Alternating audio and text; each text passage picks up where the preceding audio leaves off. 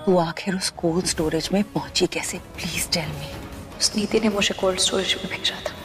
भाई नीति पागल होगी राजीव के लिए, यहाँ पर समझ में नहीं आ रहा कि किस तरीके से वो क्या करे, क्योंकि राजीव उसका घर छोड़ के चला गया।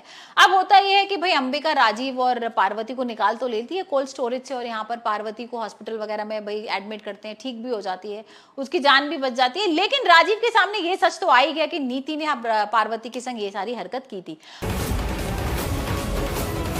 इस सब के पीछे सिर्फ और सिर्फ तुम्हारी बेटी है। मैं नीति को छोड़ूंगी नहीं। अब भाई यहाँ पर राजीव उसको माफ करने को तैयार ही नहीं है, बहुत गुस्सा कर रहा है और यहाँ पर उसका घर वर छोड़ के जा रहा है। गुरविंदर, बेबे सब लोग रोकने की कोशिश भी कर रहे हैं, लेकिन यहाँ पर वो मानने को तैयार ही नहीं है। इवन भाई गुरविंदर तो कहती भी है कि तुम पार्वती के लिए कैसे ऐसा कर सकते हो, वो तो दूसरी लड़की है ना, और यहाँ पर तो नीति तुम्हारी अपनी है। तुम्हें क्या लगता है तुम कुछ भी करोगे और मुझे पता नहीं चलेगा? तुमने ही पार्वती को कोल्ड स्टोरेज में बंद किया था। तुम देखो ना, एक साल तुम्हारे को कितना संभाला है नीति ने यहाँ पर, और भाई तुम्हारी तो बहुत खास भी है, तो यहाँ पर वो कुछ सुनने को तैयार ही नहीं है।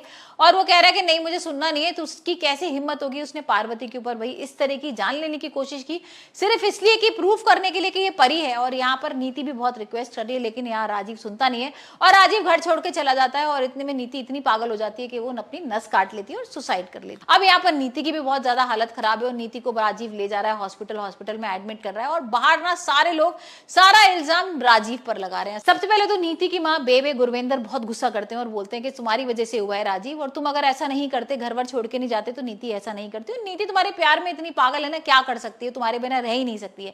लेकिन यहाँ पर जो ताई जी है ना, वो बीच में बोल देती है और कहती है इसमें संजू की थोड़ी ना कोई गलती है, संजू ने तो जो किया वो ठीक किया। वो कैसे रह सकता है ऐसे इंसान के साथ भैया जो किसी की जान लेती हो। और यहाँ पर कोई मानने को तैयार नहीं। गुरविंदर तो उसको चुप भी करा देती है ताई जी को, और बोलती है आप चुप रहो, आपको बीच में बोलने की जरूरत नहीं है, लेकिन तुमने बहुत गलत किया। और हो सकता है इस तरीके की बातें कर करके ना यहाँ पर भाई राजीव को अब फोर्स किया जाए कि तुम नीति से शादी कर लो। और ये भी हो सकता है कि भाई नीति का ये प्लान हो, मतलब नीति ये इस तरीके से इमोशनल सबको पागल बना के ना कि नसवस काट ले, और उसको लग रहा हो कि राजीव तो मेरे हाथ से निकल रहा है, तो मुझे कुछ बड़ा ऐसा कदम उठाना पड़ेगा जिसकी वजह से यहाँ पर राजीव इमोशनल भी हो जाए और मेरे पास दोबारा वापस भी आ जाए।